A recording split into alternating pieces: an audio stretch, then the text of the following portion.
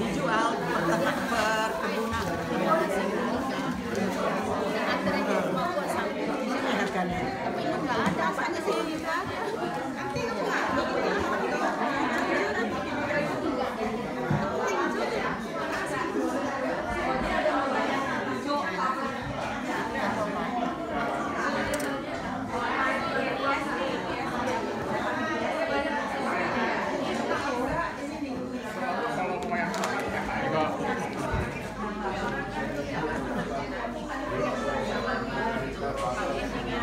saya NIV ada, ESV. Saya pakai ESV, tapi kalau tadi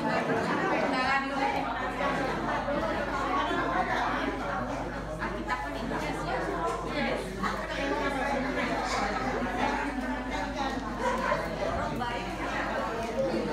Saudara-saudara, silakan kembali ke kursi masing-masing. Kita akan segera memulai. Please return to your seat. We are going to start shortly.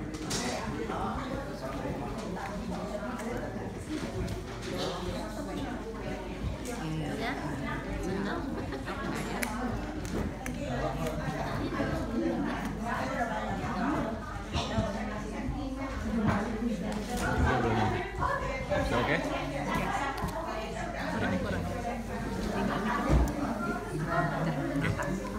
Ada kertas lagi nggak?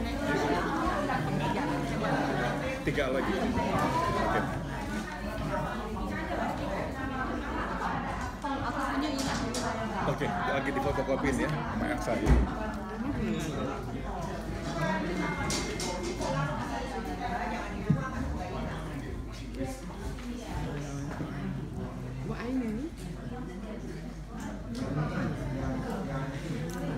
Oke, saudara-saudara, mari kita membuka Injil Yohanes pasal 1. Please turn your Bible to the Gospel of John chapter 1. Kita membaca ayat 43 dan 44. And we are going to read verse 30, 43 and 44.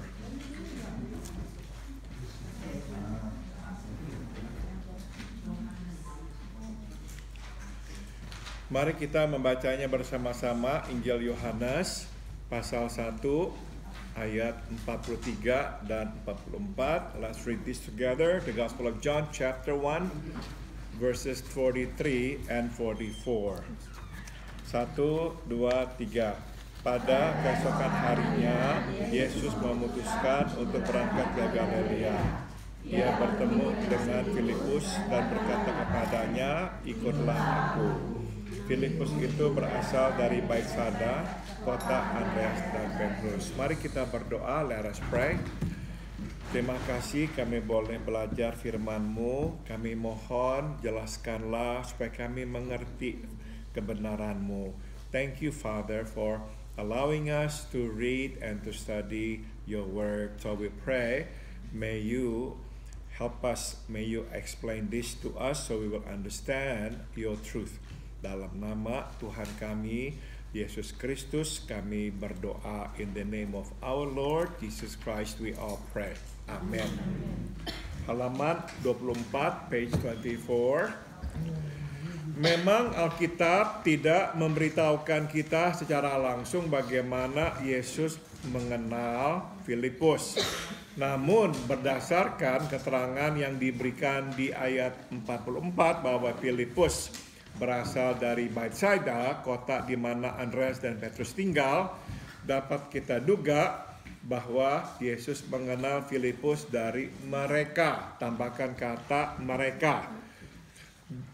While it is true that the Bible does not tell us clearly, directly, how Jesus knew Philip, but based on what verse 44 says here, that Philip was from Bethsaida, the city or the town where Andrew and Peter lived, we can surmise that Jesus knew Philip through them. Sekali lagi kita diingatkan bahwa pemberitaan Injil yang paling umum dan efektif bukan dalam ruangan kebaktian, melainkan dalam ruang kehidupan. Tambahkan kata kehidupan. Once again, we are reminded that the most common and effective evangelism does not actually take place in the worship room, but in the living room, meaning in the room of our life. Andreas mengenalkan Yesus kepada saudaranya Simon Petrus. Andrew introduced Jesus to his brother Simon Peter. Kemudian keduanya mengenalkan Yesus kepada Filipus. And then the two of them introduced Jesus to Philip. Dan Filipus mengenalkan Yesus kepada Nathanael. And Philip later introduced Jesus to Nathanael. Karena Roh Kudus, yaitu Roh Yesus, ada dalam diri kita, maka kemanapun kita pergi, kita senantiasa membawa Yesus. Dan mau tidak mau, sengaja atau tidak sengaja, kita pun mengenalkannya. Tambahkan kata mengenalkannya kepada siapapun yang kita jumpai. Because the Holy Spirit, who is the Spirit of Jesus, is in us. Therefore, wherever we go, we will always bring Jesus. And, like it or not, intentionally or not intentionally, we also introduce him to whoever we meet. Jadi hendaklah kita selalu menyadari hal ini. Dan seperti lagu ini, hendaklah orang melihat Yesus di dalam diri kita dan mulai berkenalan dengannya. So, let us be more conscious of this. And like the song, let others see Jesus in us. And let them know Christ, know Him through us. Let others see Jesus in you, ya. Let others see Jesus in you. Let others see Jesus in you. Keep telling the story, be faithful and true. Let others see Jesus in you. Hal lain yang dapat kita pelajari dari pertemuan antara Yesus dan Filipus dan nantinya dengan Nathanael adalah pertemuan ini berawal dengan percakapan. Tambahkan kata percakapan. Another thing that we can learn from the encounter between Jesus and Philip, and also later with Nathanael, is that all this encounter begins with a conversation. Walau Alkitab tidak memberitahukan kita apa yang terjadi di antara Yesus dan Filipus, sebelum Yesus memanggilnya, dapat kita duga bahwa keduanya berdialog. Sama seperti apa yang terjadi antara Yesus dan Nathanael. Even though the Bible does not tell us what actually happened between Jesus and Philip before he called Philip, but we can surmise that the two of them must have talked, just like what happened between Jesus and Nathanael. Yesus Tuhan kita selalu mengajak kita untuk bergaul dengannya. Jadi silakan bertanya, tambahkan kata bertanya. Jangan ragu untuk mengeluarkan pendapat atau perasaan kita. So Jesus our Lord always invites us to interact with Him. So please ask, raise questions.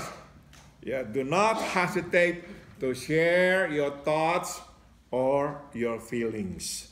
Dia ingin bercakap-cakap dengan kita sebab lewat percakapanlah kita dapat mengenalnya secara lebih mendalam. Tambahkan kata mendalam. You see, Christ would like to interact with us because through interaction, we can get to know Him more deeply. Jadi dapat kita simpulkan bahwa bila sampai kita tidak mengenal Tuhan, itu dikarenakan bukan karena Ia tidak memperkenalkan dirinya, melainkan karena kita tidak ingin mengenalnya.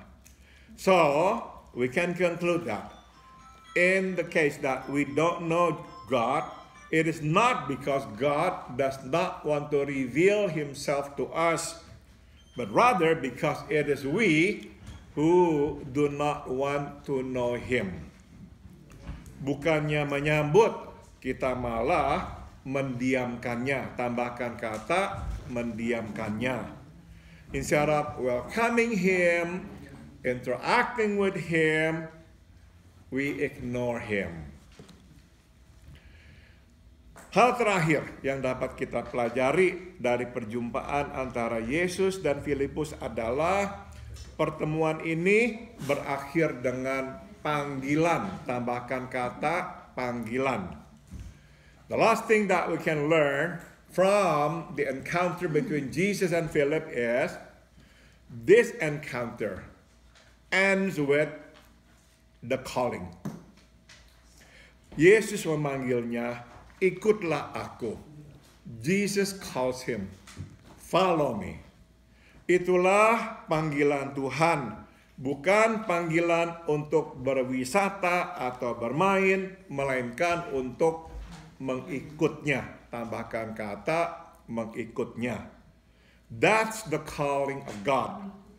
Not the calling to have a tour or to play around. It's the calling to follow Him. Nah, ada beberapa hal yang terjadi sewaktu kita mengikut Tuhan. And there are actually several things that happen answering our response to follow God. Pertama, kita harus meninggalkan sesuatu. Tambahkan kata meninggalkan. First is we must leave something behind. Kita tidak ikut dan membawa sesuatu. We do not follow God and bring something. Kita ikut dan meninggalkan sesuatu. Dan sesuatu itu adalah kehidupan. Tambahkan kata kehidupan.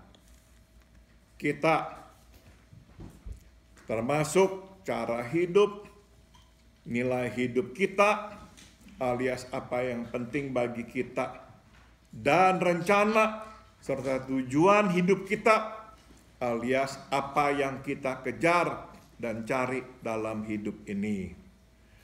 So when we follow God, we leave something behind, and that something that we leave behind is our life, which includes our way of life, our moral values.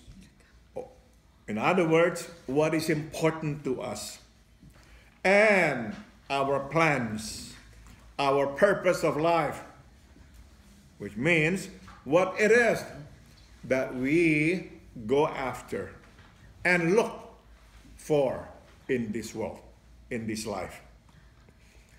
Jadi saudara, sewaktu kita mengikut Tuhan, kita meninggalkan kehidupan kita. So when God calls us, come and follow me, we must leave something behind. Kita tidak bisa membawa-bawa nilai hidup kita yang sama. Kita tidak bisa membawa-bawa tujuan hidup kita yang sama.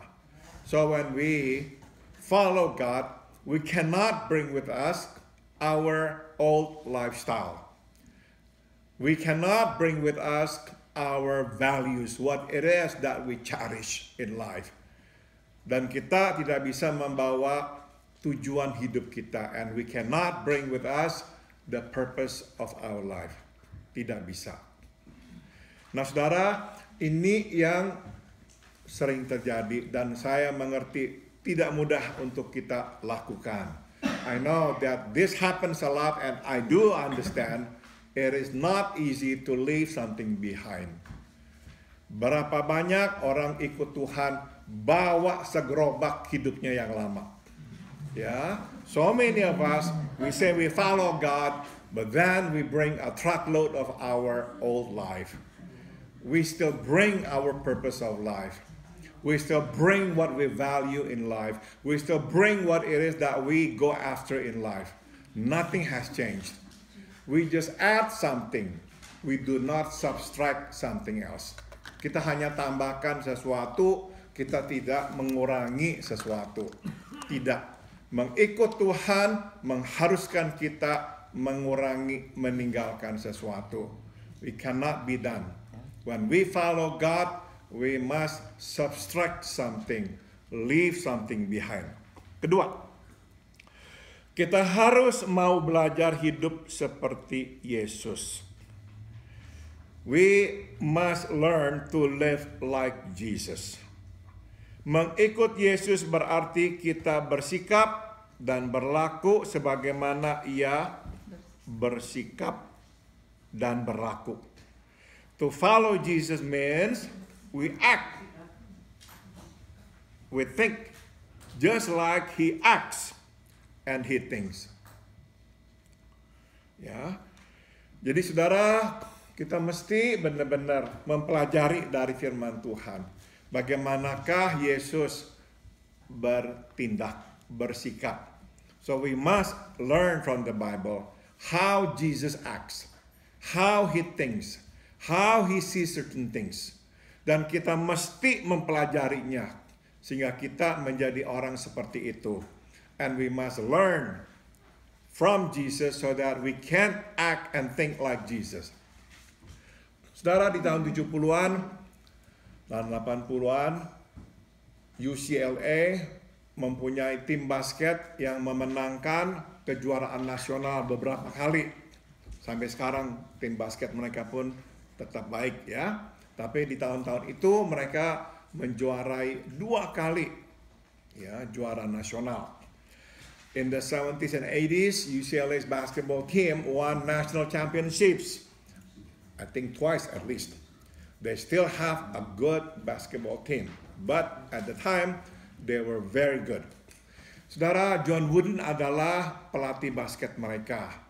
The coach was a very legendary coach, a very famous coach. His name was John Wooden. Dan dia seorang anak Tuhan yang saleh. Ya, and John Wooden was a godly man. He was a good Christian man. Saudara, dia tidak ya mempromosikan nama Yesus, sebut-sebut Yesus, tidak. Ya, of course he did not promote the name of Jesus like a preacher, no. Tapi dia berkhotbah melalui kehidupannya. But he preached through his life. Saudara-saudara, sampai-sampai para pemain basket di tim di mana dia itu latih selama bertahun-tahun sangat dipengaruhi oleh gaya hidup dan sikapnya. As a result of his testimony, life testimony, which is so consistent with the gospel, so many of his players follow his steps, learn from him, and live like him. Nah, salah satunya yang baru saja meninggal belum lama adalah Bill Watson. Tingginya hampir 7 kaki, saudara. He died from cancer. And one of them that became a follower of John Wooden was his player named Bill Watson. He just passed away a few months ago from cancer. Saudara, para pemain basket di bawah pelatihannya sampai hari ini terus mengingat kata-katanya John Wooden. To this day, whatever John Wooden said, these players continue to remember. Bahkan saudara, orang yang datang melihat mereka berlatih saja masih bisa mengingat tentang John Wooden. Even those who came to just watch the team practice would still remember what John Wooden did or said.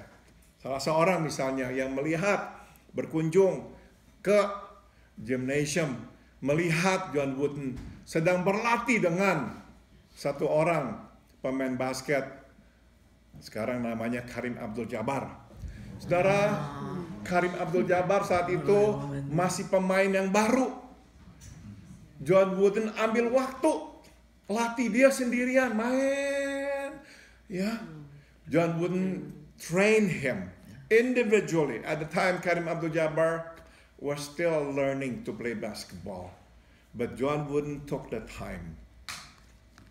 Ya, ada seorang bekas juga pemain basketnya yang berkata, inilah yang sering dikatakan oleh John Wooden, kamu hanya baru menjadi orang gagal bila kamu mulai menyalahkan orang. One of his basketball players said, I remember what John Wooden said, you will only be a failure when you begin to blame others. Jadi barang siapa suka menyalahkan orang adalah orang yang gagal dalam hidup ini, kata John Wooden. So John Wooden said, whoever likes to blame people, they are failures. Saudara, kita mau belajar tentang Yesus seperti para pemain basket UCLA belajar kehidupan John Wooden.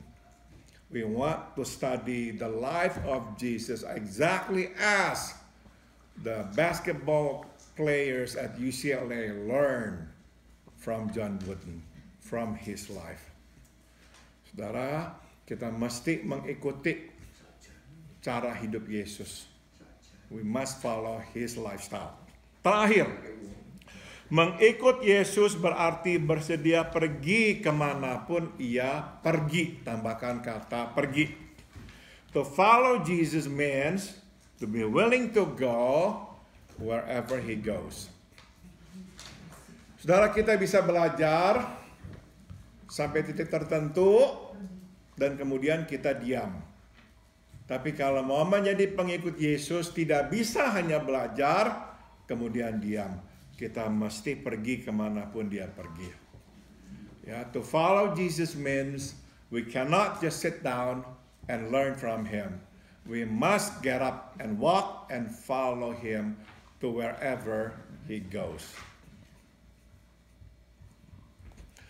Saudara, saya sering sekali menayangkan foto-foto Mother Teresa ya dalam khotbah-khotbah saya. As you know that I often have the pictures of Mother Teresa in the slides that I present to you when I deliver the message from the Lord. Saudara-saudara, kita tahu dia datang ke India sebetulnya hanya untuk menjadi guru. Ya, dia seorang Bulgaria ya. We know that Mother Teresa came to India just to become a teacher. Nah, saudara, dia senang mengajar, jadi dia mengajarlah menjadi kepala sekolah kalau tidak salah. She liked to teach, so she went as a missionary to India to teach. Tapi saudara, di sanalah dia melihat kemiskinan. But there she was brought face to face with poverty, extreme poverty. Dan dia tahu Yesus mau dia berada bersama dengan orang yang miskin. And she knew if Jesus were there, Jesus would want to go to be with the poor. And so she knew that's where she had to go. Nah, saudara, dia tidak bisa melayani dengan cara berkunjung, bagi-bagi makanan, pulang lagi tidur di rumahnya yang enak. Ya, she knew that she could not just bring food, clothes to the poor, give them away, and then go back to her comfort zone, to her beautiful home. No. Maka dia mendirikan organisasinya, ordonya yang baru, The Sisters of Charity, dengan gaya hidup yang sangat spesifik. Setiap anggotanya hanya boleh punya 2 baju. Satu dicuci, satu dipakai. Dan hanya boleh pakai baju sari, baju India. Tidak boleh pakai baju kayak kita ini. So she made the rule to all her followers that they could only have two pieces of clothes. The one they wear and the one they wash. Dan mereka tidak boleh cari uang. Para pendeta harus belajar ini terus terang nih. Banyak yang cari uang soalnya. Ya. And she also said to the followers, you cannot bring money, solicit money. No. You go by faith. Because God will provide for you. Nah saudara, kenapa dia begitu? Karena dia berkata, kita mau melayani orang miskin, kita mesti miskin dulu, baru bisa melayani mereka dengan efektif. Why did he do that? Because he thought very simply, if we want to serve the poor, we ought to be poor. Tidak ada artinya kita bicara apapun kepada orang miskin, kalau kitanya hidup senang. Ya, whatever it is we want to do and say to the poor would not be effective if we live comfortably. We cannot. Jadi saudara, mau mengikut Yesus berarti bersedia pergi kemanapun Yesus pergi. So if we want to follow Jesus, we must be willing to go where He wants to go.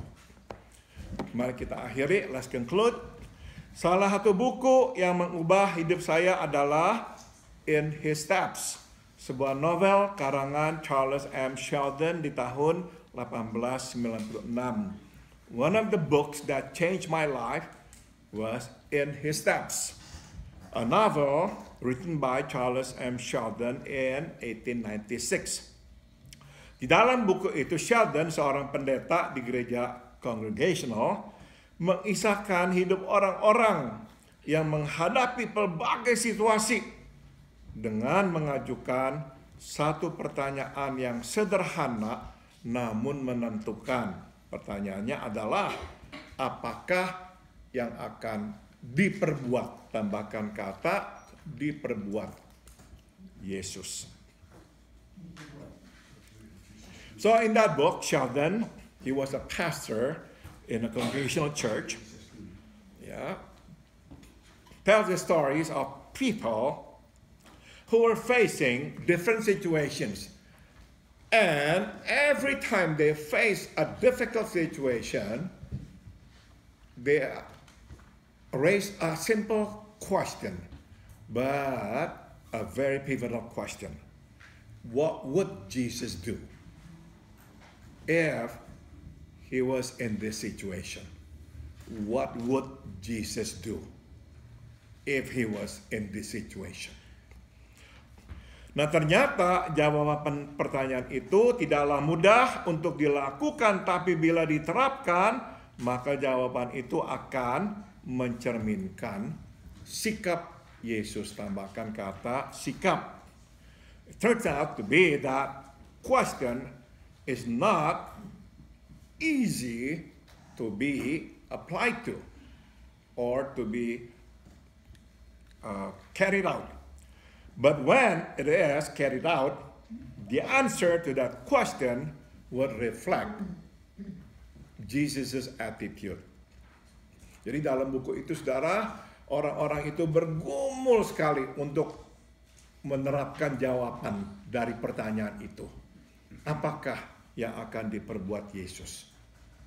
So in that book, these people struggle to answer that question. What would Jesus do? And to apply it in their situation.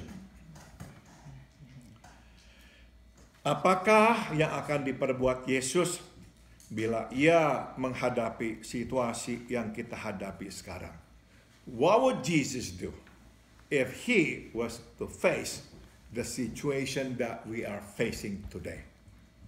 What would Jesus do?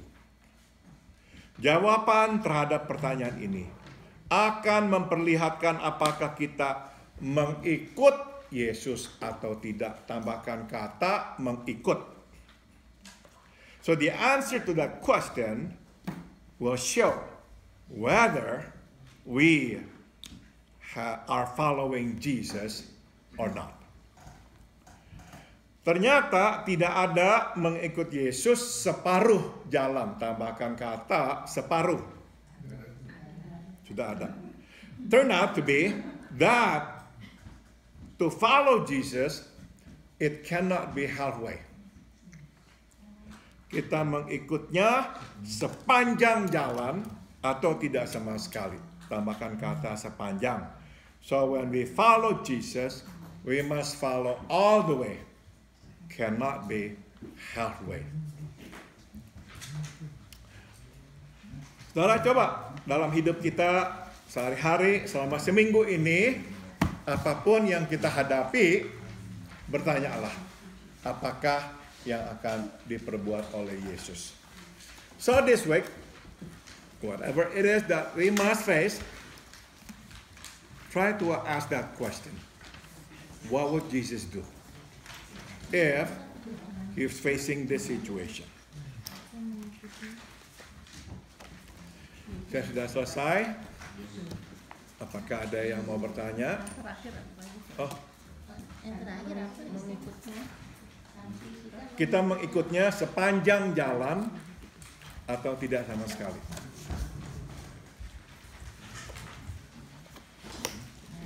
We follow